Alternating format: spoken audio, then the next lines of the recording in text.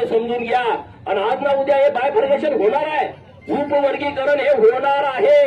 आज नाही झालं तर उद्या होईल, उद्या नाही झालं तर परवा होईल.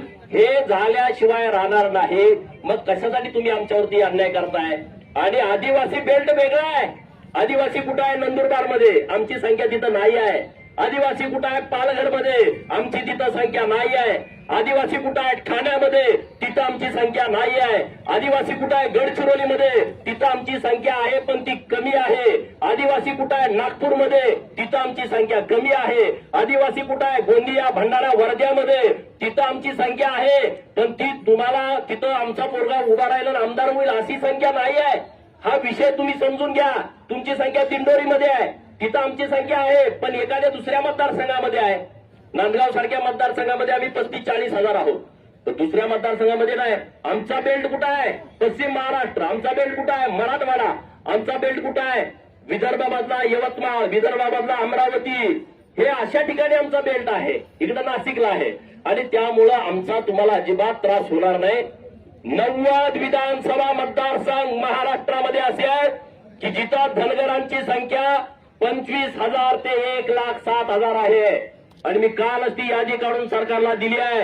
हे तुम्ही बघा, तुम्ही विचार करा. धनगरांची ताकद या महाराष्ट्रामध्ये मोठी आहे.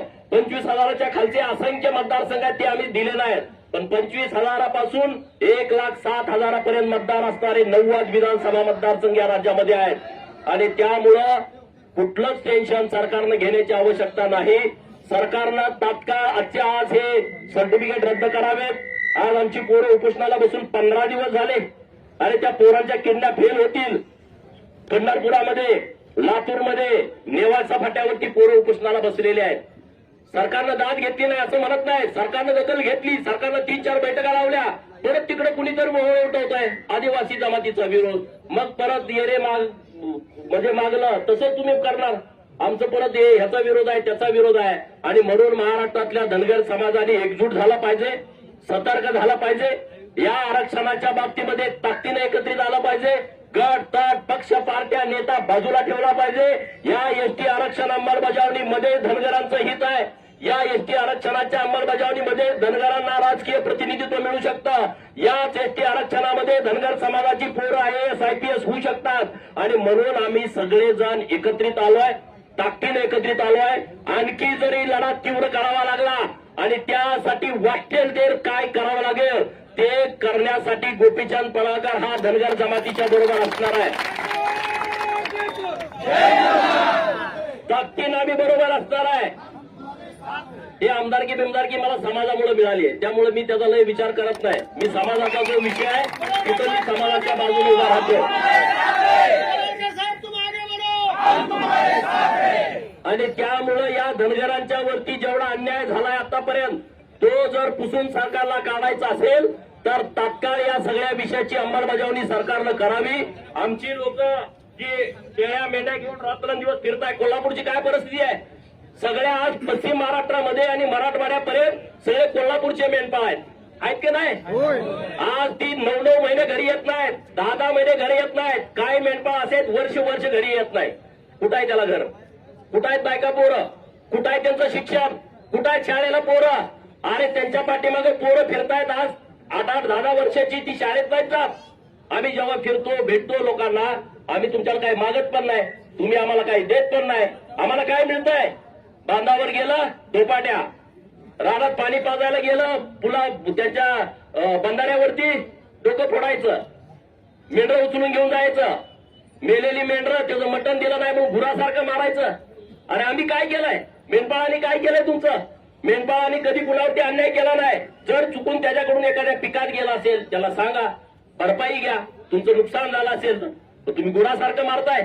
म्हणजे एका बाजूला आम्ही या राज्याला देशाला चांगल्या प्रतीचं मांस मिळावं म्हणून आमचा मेंढपाळ दिवसभरात 35 किलोमीटर चालतोय, उभ्या जेवतोय, हातात भाकरी तळ हातावरती घेऊन. बसून जेवायला सुद्धा त्याला येत नाही कारण मेंढरे एका जागेवरती थांबत नाहीत.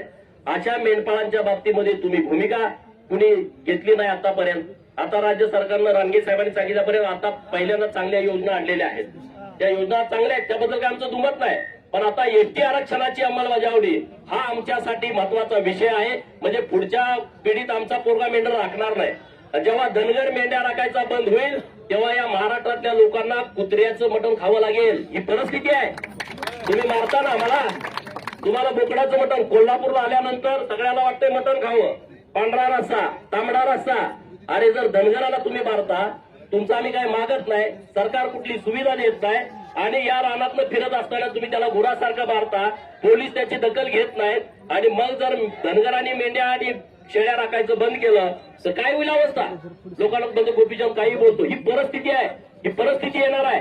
आणि म्हणून धनगर जमातीनं आज रस्त्यावरती महाराष्ट्रामध्ये सगळे उतरलेत. सगळ्या धनगरांनी ताकद दाखवलेली आहे. कोल्हापूर मधले सगळे धनगर एकत्रित आले, त्याबद्दल मी तुमचं मनापासून आभार व्यक्त करतो. राज्य सरकारला मी इशारा देतोय, राज्य सरकारनं धनगर समाजाची तात्काळ योग्य दखल घ्यावी. आजच्या आज ते दाखले रद्द करावेत आणि महाराष्ट्रातल्या धनगरांना एसटीचा GR काढण्याच्या बाबतीमध्ये सरकारनं ठोस भूमिका घ्यावी. हे मी कोल्हापूरमधनं सरकारला सांगतोय. सरकारच्या बाजूने कायम धनगर राहिलाय. धनगरांना प्रत्येक ठिकाणी पुढं केलं गेलंय. लढायला धनगर काय द्या मला, मत द्यायला धनगर, तिकीट द्यायला धनगर चालत नाही.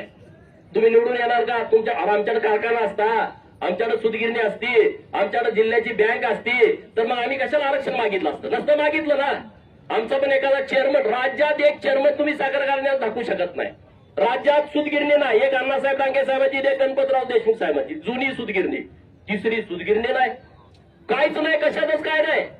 आणि आम्ही कुठं सोसायटीचं चेअरमन, आम्ही कुठं ग्रामपंचायतचं सरपंच, ती होतेच की गावाचं आमचं तिथं सरपंच कोण, आम्हीच होणार का दुसरा होणार आहे? त्यात पण मारामाऱ्या, भावाच्या विरुद्ध भाऊ, आईच्या विरुद्ध मुलगी, बापाच्या विरुद्ध पोरगा, चुलत्याच्या विरुद्ध पुतण्या, हे राजकारण आमचं सुरू आहे.